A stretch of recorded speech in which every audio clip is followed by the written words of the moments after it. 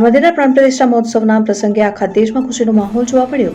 રહીશો દ્વારા ઉજવણી કરવામાં આવી। ભરૂચ જિલ્લામાં નારાયણ એરેના સોસાયટીના રહીશો દ્વારા રામ મંદિર નિર્માણ દિવસે આખી સોસાયટી સજાવીને દીવા લગાવીને આનંદ સાથે પ્રભુ શ્રી રામની આરતી કરીને ખુશી વ્યક્ત કરી હતી। રામ ભગવાનનું સ્વાગત દિવાળીની જેમ સજાવીને કર્યું ને જય શ્રી રામના નારા લગાવ્યા।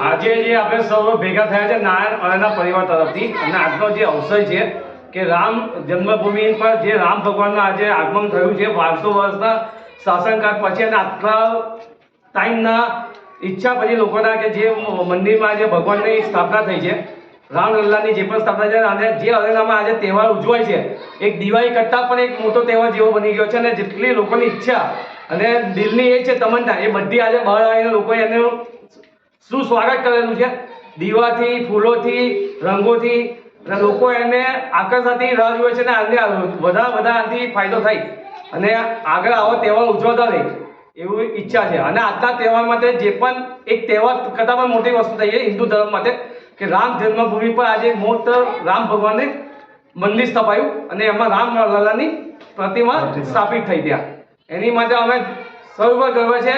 સરકારનો પણ સૌ ગર્વ અનુભવીએ છીએ કે આ સરકાર તરફથી પણ ફાયદો થયો છે અને આ મંદિર સ્થપાયું અયોધ્યા નગરીમાં અને નારાયણ અરેનાની ધરતી પર નારાયણ અરેનાની અંદર એક પ્રોગ્રામ સારી રીતે થાય છે। જય જય શ્રી રામ।